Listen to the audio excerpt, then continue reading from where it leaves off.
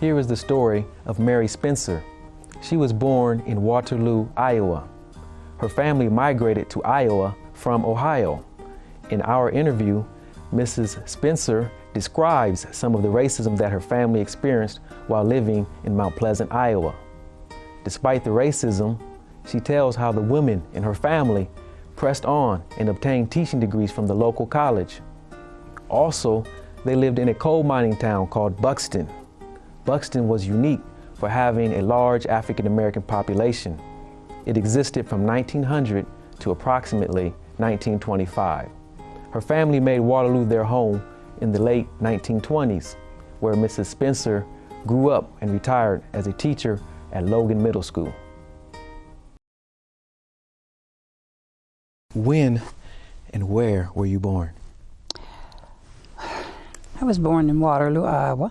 I was born at home on a Sunday, May 27th, 1934. 1934. So you're a native of Waterloo? Native of Waterloo. Okay. Now I know you have an extensive photo collection about your family. Yes. About your family, coming to Waterloo. Not necessarily coming to Waterloo, but about some of the experiences and things like that. You have a very, very impressive photo collection that covers your mother's side. Mama's side. Daddy's side we didn't get. You didn't get much of your father. Okay, much of your father. Wait, let's talk about that. Let's talk about what part of the country did she come from as they began to make their moves to Mount Pleasant and then to Waterloo? The family that I knew about was from Bellefontaine, Ohio. Okay. All right. And they tell that that particular generation came to Iowa covered wagon. Okay. So that's how far back, whenever people were coming west by covered wagon, okay, they were probably a part of that. She mentioned in her writings that one of the stops was in Indiana. When you're traveling by covered wagon, you don't go too far too fast. Okay. Indiana, and then right. They stopped in Illinois someplace. Okay. And then... About what time was this? Because you said Bellefontaine, Ohio. Bellefontaine. Bellefontaine, Ohio. Mm-hmm. About what time period, approximately, was this? Mid-1800s? Yes, late 1800s. You're Bellefontaine, Ohio. Yes. Bellefontaine, excuse me. Mm-hmm. I won't do it to you again. Okay. Bellefontaine, Ohio. Excuse me. Now continue. So you're covered wagon. You're traveling at this point. And they went as far west as Nebraska. Okay. Didn't quite like that too well, so they moved back into Iowa, into Mount Pleasant. You're talking about the arrival of a black family to Mount Pleasant. They've come to Mount Pleasant, Iowa, small, white for the most part. Okay. I know that you have a photograph, very, very good photograph. What are their names? Identify the people in that photograph. There was Aunt Nora, okay, Nora Maybelle Harris, who taught, and then my mother, Grace Beatrice Harris, and she taught when she graduated from Iowa Wesleyan too. She also went to Buxton, Iowa to teach, where Aunt Nora had been teaching. Okay. Then there was Aunt Viola. Okay. And she did not go to the college route, I guess. Okay. She and then Uncle Willie. And then there's your mother. Yeah, she's the little bitty one. Now let's talk about your mother, because she would pretty much be she would grow up in Mount Pleasant. Yes, she did. Correct? Okay. What do you recall her talking about? Any stories about Mount Pleasant? Or there apparently were not a lot of African Americans, blacks, colored people in Mount Pleasant, because I remember one of the tales Mother told was that when she went to kindergarten, or first grade, because they didn't have kindergarten, that she had to sit in an area that was better known as Nigger Row. Okay, all right. And said she just broke into tears and was almost next to hysterical. And when she went home and told her mother, Grandma went back and raised some cane and said she's not to sit there. Okay. Had to do with the strength of her mother. Tell us about how she would go on and get the college degree at Mount Pleasant. Let's talk about that a little bit. When she finished high school in Mount Pleasant,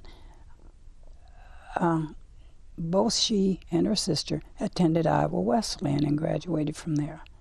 Okay. And got their teaching degree.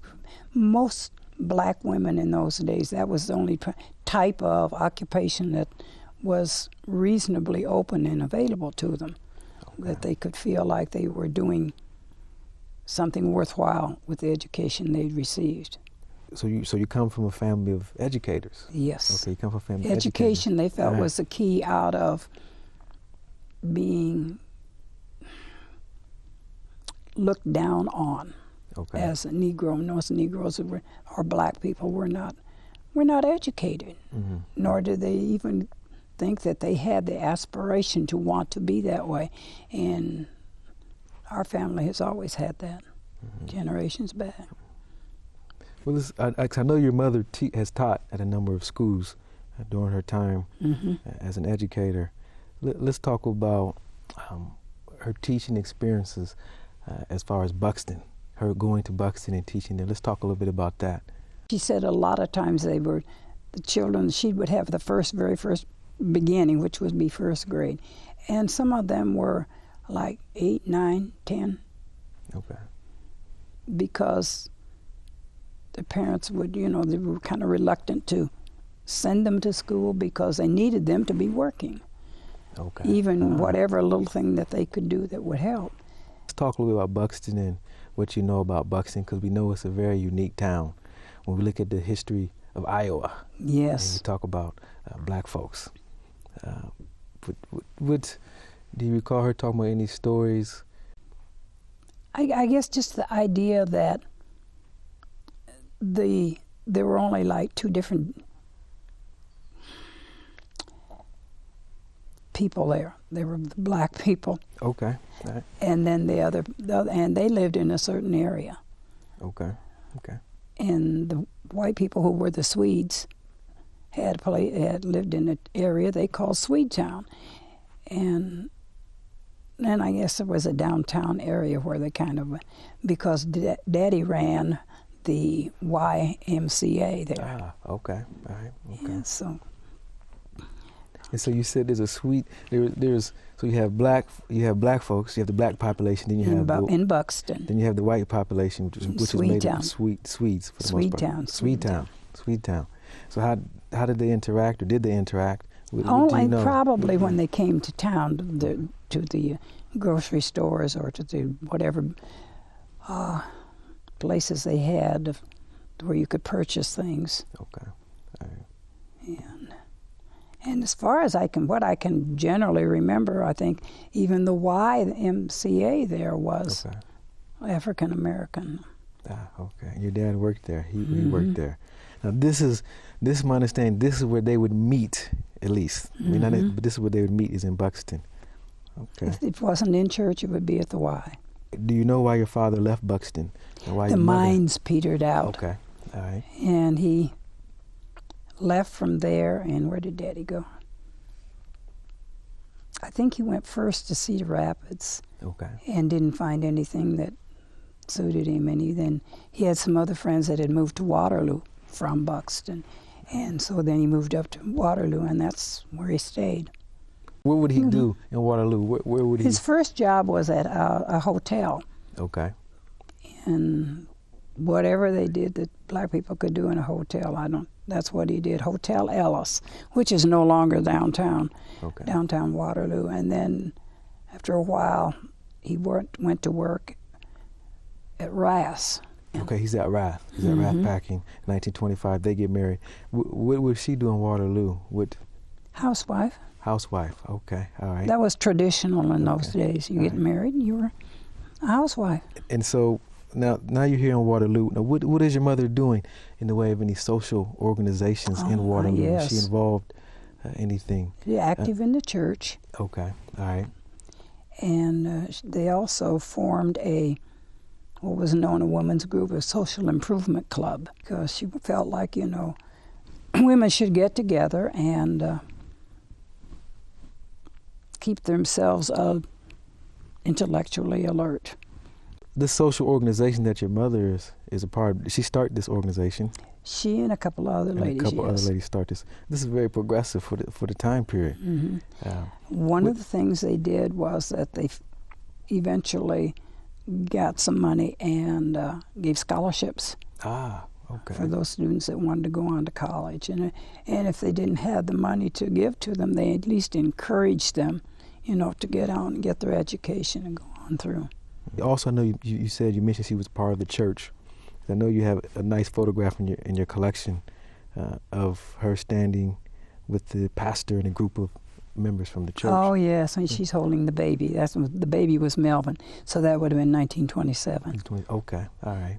Do you recall anything how she was involved with the church or what she was doing for the church? Between Melvin and me, she'd had some problems delivering. Okay. And so she wasn't as able to be as active as she would like to have been with the church. Let's shift over to your father, because he was working hard at Rath, but he also was able to be a part of the Masons. Is that correct? Masons, yes. He was a Mason. He never made the shrine. He didn't go that level. Okay. But he was a Mason. I know we have a photograph. Now that was he was given his 50-year pin. Okay. Yeah. Who are the people in the photograph, the ceremony taking place of your father? William Coney, Nathaniel Taylor, Daddy, Bishop Burt, Russell Burt, Jacob Brown. So both of your parents were very active. They're doing in the stuff. Community. Yeah, they're doing stuff, very progressive stuff.